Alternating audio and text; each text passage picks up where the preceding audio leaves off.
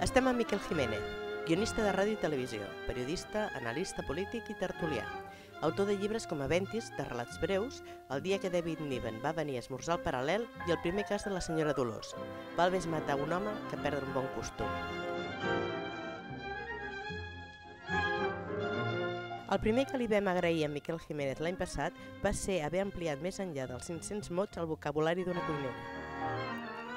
El segon va ser el record i reconeixement, així com l'homenatge a una terra i les seves gens oblidades.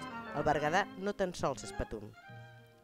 En fer retornar la senyora Dolors al Berguedà, l'ha fet aparèixer de nou a l'univers googlerià més enllà d'aquesta festa. Varen desitjar-li a la senyora Dolors i a la Remei una llarga vida literària en català. Elles poden fer entendre per què és important llegir, per informar-se, conèixer, per plaer i de retruc, retrobar aquell bon costum que era aprendre a escriure.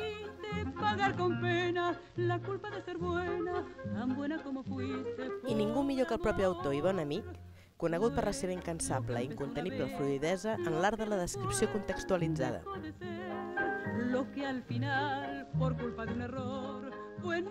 Com et trobes? Hola, bonica. A veure, jo em trobo cicatritzant en aquests moments, perquè em vaig sotmetre a una intervenció de reducció d'estómac, per lo de les retallades, i perquè realment en aquests moments paga la pena no tenir gaire estómac si vols sortir-te'n endavant. I em van dir, calli que a vostè li retallarem el 80%. Vaig dir, perfecte, ja puc ser polític.